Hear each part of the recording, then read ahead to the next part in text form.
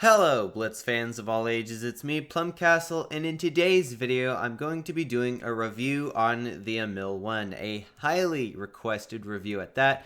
So without wasting any time, I'm going to go right into the stat breakdown. However, keep in mind, as I do the stat breakdown, that I do have things like equipment and provisions, which will have a slight effect on the statistics. It won't be much, but just keep in mind that if your statistics don't match up one-to-one with mine, it's very possible that this could be the reason, and I will come back and cover those a little bit more in a second.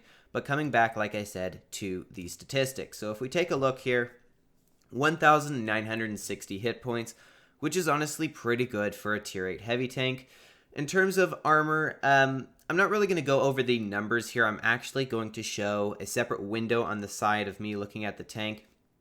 Basically, in terms of the armor, the turret is fairly thick. However, it can be angled a little bit inaccurately at some times and can actually be penetrated. So do keep that in mind. It's not like a perfectly red turret, but it does the job, we'll say that. The upper plate is also pretty good. Lower plate, not so much. Side armor doesn't really exist, and the back, of course, is pretty easily HE'd. Overall, though, this tank is definitely going to be better when you're only showing your turret, and even at that, I'll show a technique later of how to kind of make that armor a little bit more effective. Now, in terms of concealment, it is a heavy tank, so they're not terribly fantastic. 14 while stationary, 8 while moving, and 3 upon firing while stationary. So yeah, the moment you fire, you're pretty much wide out in the open. Damage per minute is sitting at 2,000, which is actually relatively decent, I suppose. It's not as high as I've seen some other tier 8 heavies, but it's definitely not poor. Magazine reload time, 22.22 seconds. Again, it might be slightly different for you depending on your specific setup, but in general, that is a fairly long reload. Now, the reason that this is so long is because the Emil I is a clipper tank, or it has a magazine. So you have 3 shots that you can shoot. However, you have to reload a magazine and then to be able to shoot them. And the reload between shots is 3 seconds. So all in all, it'll take you about 20 to 23 seconds to reload your clip. After you've done that, you can shoot each shell 3 seconds after another. So really, it's about like 22 seconds to reload your clip. And then from there, it takes an additional 6 seconds to get the whole clip out. So there is a bit of a time spent out in the open. Now, there are 3 shells in the magazine.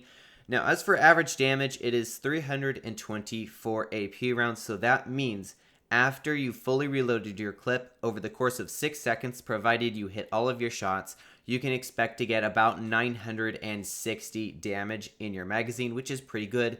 But keep in mind, you really do want to make sure you hit all those, because if you miss, well, things get a little bit tight, because once you get on that long reload, people will typically push on you. Damage for APCR is 270, which is, it's not a ton, but it is definitely there. High explosive, though, that is interesting, sitting at 400 damage. Now, the thing that makes this interesting is that if you end up going against something that has really weak armor, specifically the Scorpion G is the one I'm thinking of here, you can not only penetrate it with your honestly fairly low 58 millimeters of high explosive penetration, but here's the kicker. If you actually manage to hit all of your HE shots into a Scorpion G, you will actually one clip clear the tank, and I've done that before. It's an absolute blast as long as you're not the Scorpion G. So the HE here is actually very interesting and at times very fun, just not always reliable with that 58 millimeters of penetration. Coming back to the other shell types, though, in terms of normal AP rounds with the 320 damage, you're getting 228 millimeters of penetration, which isn't the most, but it isn't the least either. I mean, it's definitely enough to penetrate most things, but occasionally you may find that it's easier just to go to APCR with your average penetration of 254 millimeters, which is pretty good. Now, coming down here, in terms of aim time, it is 4.1, which is fairly slow, so it's not super fast at aiming, and we'll just say that. So if you think about that, with 3 seconds of interclip, you don't quite actually aim in fully by the time you've reloaded the next shell, so just keep that in mind. In terms of dispersion at 100 meters, you're looking at 0.344, which, in case you're wondering how that feels, like, it can sometimes feel relatively accurate, yet at other times it can really not. So it's not a laser beam, but it does get the job done, and there is something that we can actually do to help the dispersion, which I'll talk about in a minute. Gun turn limit, in terms of how far your gun can turn, upwards, it can go 15 degrees, and that's okay. You're not going to be able to shoot someone that's directly above you, of course, but it can get the job done. But the more important number here is that gun depression sitting at 10 degrees. Now, what this allows you to do is to aim down very far. And because of your thick turret, if you find a ridge line that you can work very well, you can actually look down at your enemies or perhaps over the ridge, and it can be very good. Again, hopefully we'll find a chance to show those in some live games. Now, in terms of top speed, it's not your fastest tank, sitting at 35 forward and 20 reverse, but those numbers are fairly respectable, especially the reverse speed, because the nice thing about this tank is it can actually back out of certain situations, and you really do want that reverse speed. In fact, I would almost argue you want the reverse speed more than you want the forward speed, even though that's nice, because with your long clip reload, you really need to be able to back out once you've fired your entire clip. Overall speed, though, you're sitting at about 26 kilometers per hour. Power to weight ratio at 12.3. Weight is about 30 tons. I mean, most of this stuff doesn't, you're not going to see a huge impact, especially with the weight. You're not really going to be ramming with this thing, or at least hopefully not, unless maybe it's a fun mode or something. Turret turn rate, however, is sitting at 22.09. Now, this is not very quick. If you think about it, that's just over 20 degrees a second. And if you think about it, it's 360 degrees to go completely around. So yeah, it's going to take you several seconds to swing your turret around. Now, a good way to help with this is to turn your hull at the same time. However, that's sitting at just shy of 30 degrees a second. So all in all, you are looking at, if I do a quick calculation here, you're looking at about 50 or so degrees a second, which is not actually super fantastic. So keep in mind, if you get flanked and you've got a light tank behind you, it can be very challenging and at times possibly even impossible to actually shoot at the light tank. So just be wary when light tanks come your way. Terrain crossing capacity, 92 for road, 85 for ground, and of course it's much slower at a 58 for water. Engine power, 350, 3.1. Honestly, I've never really noticed a whole lot with engine power and stuff like that, but maybe that's just because I don't really pay attention to it that much. But either way, those are all of the stats. Now let's go ahead and come out and take a look at the provisions that I mentioned earlier. So here are the provisions. Basically, I always recommend something that's going to increase your crew. Now, you can choose to do whatever you want here. This is just my personal recommendation. But I have found that by increasing my crew's capabilities, it overall just increases each of my stats a little bit. In fact, you can actually see which stats this modifies right here. As well, you can also see the stats being modified by this one here. In the case of the Emil one, it's the crisp bread for 3% extra crew mastery, and this grilled salmon is going to give you an extra 10%. And again, all of this is kind of personal preference, but I also like to run enhanced sandbag armor because I am a fairly aggressive player and I tend to lose hit points pretty easily. So having the extra hit points I do find does really help me, and you can see it does actually add 100 total. So if you aren't running this, keep in mind your hit points are going to look something closer to about 1,850 or so. Coming out of here though, we can take a look at the equipment. So equipment, I run calibrated shells just for added penetration. Of course, I pretty much always would recommend enhanced gun laying drive for an extra 10% aiming speed, as well as vertical stabilizer. You can see those do definitely have an effect. But overall, I would say you generally want to go these, but you don't have to. I mean, of course, there's options for a reason, but those are generally what I go with. Of course, extra hit points. So if you're not running this, you could actually expect something around maybe like 1,700 something hit points. So again, I would recommend doing this. Perhaps extra hull and turret armor. I could see an argument for both of these. Thicker turret armor is going to definitely help you in some areas, though generally speaking, I tend to go with the hit points, but I would say it's kind of 50-50. You can go with whatever. Defense system, I pretty much always put this on just because I like an extra defense or an extra amount of protection when it comes to my modules. Now, improved optics, I do like a little bit better view range, but you could also opt for the camouflage net because, like I said earlier, your camouflage is not fantastic. However, generally speaking, you want to play this tank in a kind of upfront position, so generally spotting is, for me at least, a little bit better. Speed, I would always recommend speed. This tank is fairly slow, but again, you can choose. And then the last thing here is 15% cooldown of consumables. Now, I almost never put this on a tank, but the reason I'm putting it on this tank is because of some of the consumables it has. You can choose for 30% speed duration of consumables so that they last longer. That's also another good one. However, I did choose to go for the decreased time it takes. And the reason for that is because the Emil I has some very interesting consumables. Now, generally speaking, if you know me, I typically go with, in my number 1 slot, I get the normal repair kit, and then the number 3 slot, I get the multi-purpose. Again, I'm a very aggressive player, so generally speaking, I do like to have a little bit more protection than not having those would be. I'm generally aggressive enough to the point that I do typically need them. But in the middle, you'll notice that I have improved engine power boost. Again, this tank is slow, so you want to have something that's going to help you speed up, or at least that's how I play it because I like to be fast. You can see what it modifies. Basically speaking, though, you're getting about 10 extra kilometers per hour moving forward and an extra 10 in reverse. So if you think about it, we had about 20 reverse earlier. This is going to get us to 30 reverse, which is actually a very good reverse speed for a heavy tank. Now, the other interesting consumable here that's worth noting, even though I don't have it enabled, is the reticle calibration. Now, reticle calibration, what it does, as you can see here, minus 40% to aim time and minus 40% to gun dispersion. This is also a very, very good consumable, especially for this tank if you're trying to make sure to hit all of your shots in a row.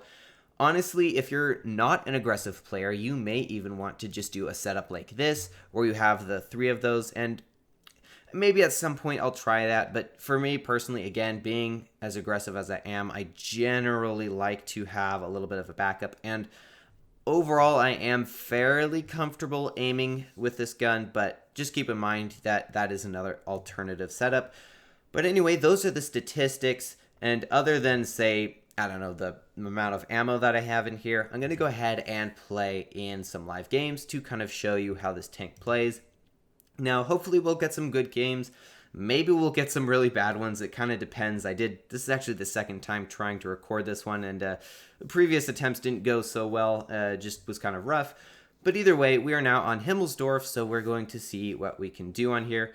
Now, looking at the lineup here, what do we have? We have a Hori. That's not very good. I don't like those. IS-5, T-54 lightweight. I'm going to have to make a judgment call. I'm going to go heavy route just because we do have some heavies.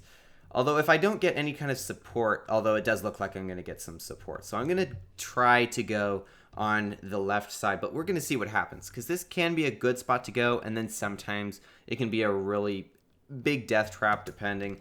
So already we've got something spotted, so it seems that I have not come to this side of the map in vain.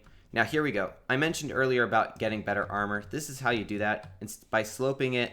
You're actually getting some thicker armor and making your armor more effective. But before I keep messing around a little bit, I do need to get a shot or 2 out. Okay, it looks like he's going to back up.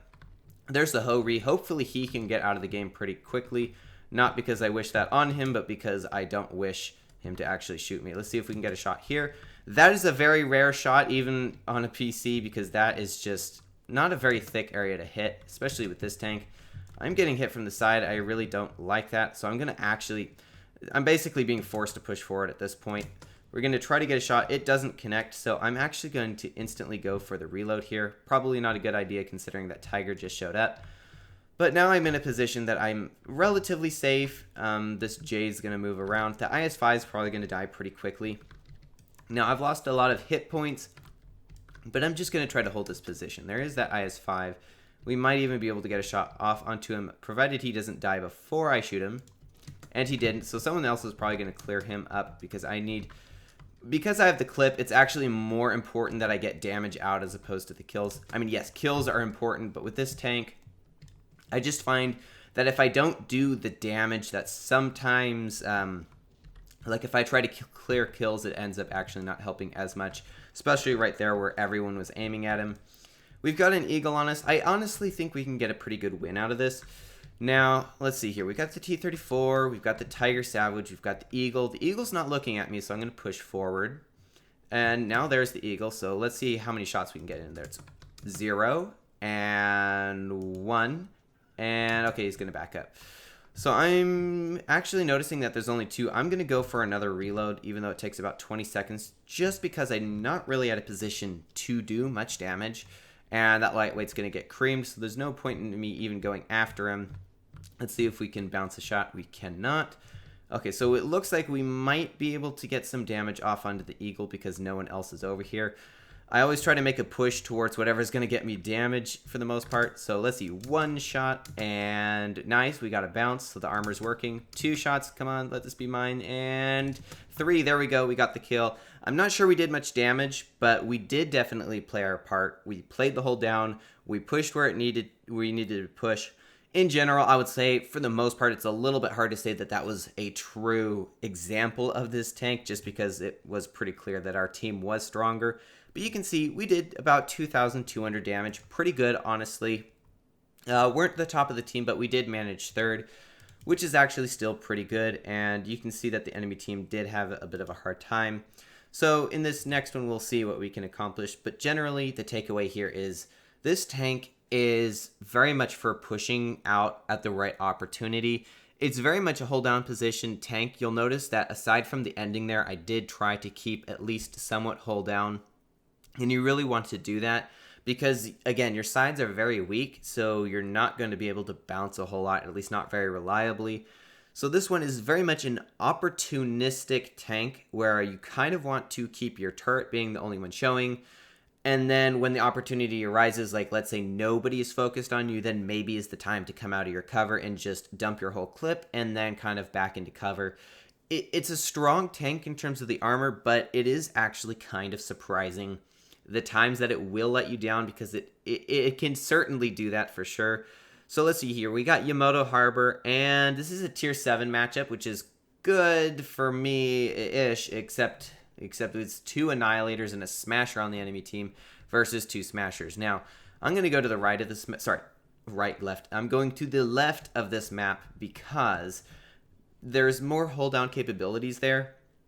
Now, in terms of what we got here, we've got an IS-5 on the main team, Panzer Mutz, I'm not sure. T-49, we're not really all that much of a threat. Really, the main threats, surprisingly enough, are all of the tier 7s. That is a little bit toxic that there's that much OP-ness in this match, but it happens. Looking, though, we've got a KV-4, which could theoretically bounce a lot of Annihilator shells. 2 Smashers, so we're not lacking in OP. J-Panzer, overall, I would say this is actually like a semi-balanced team, like if you can have a balanced team with that many Annihilators in it. Okay, 1 shot. Already we're going to do some nice damage, and perhaps the second shot, not quite. That did hit him. There is that T-49, which we might be able to get a shot off onto. Does not look it. So I'm debating whether or not to reload my clip, and I think I'm going to go ahead and do it. 1 shot is just not enough, and since I am in a safe spot, it is going to be a good idea for me to just fully reload. Now, a lot of the enemy team did go into the town, which is actually what I prefer, because they're being held by our team there, while I'm going to be able to use my clip and the rest of my team to be able to clean up what's left over here. T-49 is already dead. This is going very well. Now, we've got the T-43 and the Panzer Mutz. It's definitely going to be better to clear tanks, though I do need to be careful of that Annihilator. He could theoretically shoot me. So we're going to get a shot into him. Nice fire. That actually just about cleared him up. We're going to have another shot here. No HE available, unfortunately. And we're going to get another shot into him, bringing our damage to, I want to say, somewhere in like the 1,500 range. And now we've got a very nice crossfire going on here, because we've got the Smashers and the Annihilators all pretty much keeping each other occupied, while I'm going to hopefully be able to shoot some tanks from across the map. And if not, I can always push forward, as you see I'm doing now. Currently, the enemy has lost 3. We've only lost 1. I think we could win this. It is going to be a little bit hard for that Smasher, but notice that Annihilator is very low on hit points. And here we go. We're going to use Speed Boost because, like I said, it gives you a nice boost in terms of being able to go forward, as well as your reverse. I'm using it in the forward sense. So we're going to be moving forward to see. There's the IS-5. I know there's a Smasher around here, but he's not really got a shot on me. I think it's going to be good to get one shot into him. The Annihilator is probably going to shoot me some, though I do need to get this other Annihilator out of the game. I am not sure what happened there. I know this Annihilator is trying to get HE into me. One Annihilator is dead. Another Annihilator is fairly weak, I would say. The IS-5 is dying. Smasher is probably going to get cleared out by this J-Panther, or maybe not. But of course, the Smasher also misses. Now, that Annihilator just shot. That's an opportunity for me to push on him. And I should be able to clear him fairly easily. So we're going to get one shot. And it's a little bit hard to say whether we'll clear him or not. That is always annoying to get shots like that.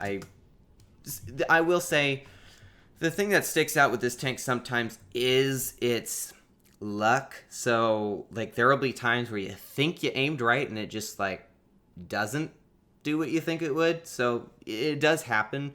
But 2,600 damage was actually pretty decent. We did a nice flanking maneuver, and someone even gave us the Golden M, even though we didn't mastery anything. But I do say that the Golden M is probably my favorite sticker out of everything. So let's see, who did that one? That was Hold Down Hero. Funny enough, Hold Down Hero, and the whole point of this tank is to be hold down. And honestly that was actually someone on the enemy team. So I'll actually go ahead and give him, you know what, let's give him a Golden M as well. And then we'll move into the last battle here. So we'll see what we can do here. We've had 2 wins so far, so that makes me think either my luck is good and will continue to stay good, or perhaps my luck is good and it's about to turn south. But we'll find out, won't we? So generally, again, with this tank, hold down, and accuracy can sometimes mess you up a little bit. And now we are into the third and final match, that is Canyon. Now, Canyon is not my favorite map, and it looks like we got a Smasher platoon on the enemy team. However, they also have an AMX 1357, a T44. Honestly, I really don't want to do this, but I'm going to go into the middle of the map just because, for the most part, even though Smashers are heavy, I just don't see a very high likelihood that they'll go over that way. And even if they do, their accuracy isn't reliable enough, really. So I'm going to push in the middle despite how I want to go. Ordinarily, I'd go to, like the factory area. But given how many mediums there are, it's probably going to be better that I'm kind of in the middle of the map helping to support people. Although if my entire team decides to not go this way, that's also not good for me. It's a little bit hard. I know it's a little bit late in the game, but I'm honestly not going to go here. I would have if I had some support. But when you don't have enough support, like I didn't have support there, it's definitely not a good idea to go over there. I can't tell if I've been spotted or not, so I'm going to just push over with everyone else. Worst case scenario, I mean, we'll just all be together and it'll end up being a brawl against something. But so far, that AMX is the only one who's been spotted, so I get the feeling, and my feeling was correct, that everyone was going to be on that side of the map. Good grief, that almost never works. Don't snapshot like that unless you absolutely have to. That's probably a 1 in 100 of that actually hitting, especially with this tank's accuracy. Again, I think everyone went to the other side. Yeah, sure enough, my prediction was correct, and it was a very good thing that I got out of there. If you ever notice that you're kind of alone and that the whole team is pushing really heavily on one side and they're not spotting anything, it's a very good chance you're about to get flanked, which is why I ended up regrouping over here. And I am very glad that I made that decision because this could have gone really bad. But look what we have now. We have everyone on this side of the tank, this side of the map. Now, it might look like we're camping, and sure, maybe we are. But look at our positions. We're in a spot that basically we have the high ground, and the enemy has to push on us. Now, there is a Smasher. Let's see if we can get a shot into him. We can indeed. There's an IS-5, but that Smasher's still open, so we're going to take another shot at him. And he broke my gun right as I was about to shoot. That is very nice. Maybe he'll push up again. If he does, we have enough shots to clear him, and I'm getting pelted by something. I'm just going to reload. Smasher's dead. It was really unfortunate that he had to break my gun at that exact moment, but honestly, stuff like that's going to happen. So I'm going to push over to the left now, because I do think there's like 1 or maybe 2 more tanks over there, but I think the right side of our team is going to be able to handle them pretty well. The AMX 1357 is dead. There's another Smasher coming up. Let's see if we can get a shot into him. Ooh, it'll be tight, and not quite, but if he pushes up again, we'll definitely be there. I'm going to push down straight through the middle of the map. because one, nobody's shooting at me, and two, I'm going to have shots in the middle and shots on the right. Now, our team is actually managing to crumble a little bit, which is a bit unfortunate, but there is the IS-5. Let's see if we can get a shot into the IS-5. We got one shot, and let's see if we can get two shots. Nice. That IS-5 is starting to hurt a bit. And can we get another shot? It does not really look it. I do need to be careful. There is a smasher right there. I'm going to keep this shell reloaded and use it as a bit of defense in case the smasher tries to shoot at me. I really don't want to do too much. I'm actually going to reload now. I know maybe I could have crossfired something there, but I think it's a little bit more important that I have some of these shots. Now, honestly, there's no reason that this should be a loss, in my opinion. We did have the better spot, and okay, nice bounce. The smasher's probably going to try to hit me. Okay, we get another bounce. It's nice. I'm not entirely sure what our team is doing. I mean, I don't want to, like, be rude, but at the same time, they're not really doing what they're supposed to. So there is the T-44. Let's get a shot off onto him. Nice. One shot clear. That gives me enough for the smasher coming up. So we get one shot into the smasher. Come on, IS-5, don't kill me. So we've got another tank up there. This is going to be a loss, I think. But I do want to push on this smasher. I guess the smasher is going to have to wait because that's probably the... Nice, a bounce. That really should have hit. So, yeah, clearly you can't always reliably win in the Emil I. I mean, no tank wins all the time. We did do, honestly, about as much as we could have. Our team just didn't make the right push there. I think what happened in this case is we had the high ground and everyone got bored and then left. So just keep that in mind. If you're try to recommend to your team, if you're all in a power position, don't like spill out everywhere just because you're bored not getting shots. We did have the power position there. They would have either had to push at us or perhaps a better option there is if we were going to push somewhere to all push down the middle. We still did about 2,000 damage. I mean, we did what we could. And we also we blocked more damage than we dealt. And we damaged a sum total of 5 tanks. So we actually did a variety of damage to various members of the enemy team. But, of course, it didn't quite go the way we would have liked it to. And you can see here we did have a few members that did do less than 1,000 damage. I'm not trying to rant about them. I'm just saying you're going to get teams like this. So keep that in mind. It's never going to be perfect, not with this tank, not with the Smasher, not with the Annihilator, not with any tank, to be honest.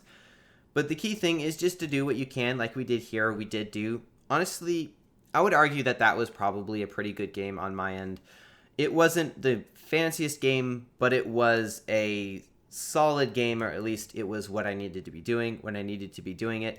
And hopefully that kind of shows you how this tank rolls. Sometimes you'll have really good games, sometimes you'll not. The whole thing here is that you want to be in a hull down position covering basically everything that's not your turret, and even when you are hull down, it's actually a really good idea to hide your turret as well, just because it can be penetrated sometimes. It's not absolutely solid. So keep yourself pretty much all completely hidden until the time arises, and then show as little of your tank as possible, preferably just your turret. And especially over a hill so that they can't really penetrate your turret very well. And again, as well, if you ever have a hard time with someone trying to penetrate you, just look up and generally speaking, your armor should get better. But there you go, that is the Emil I, and with that, I hope you all enjoyed, and as always, have fun, good luck, and happy tanking.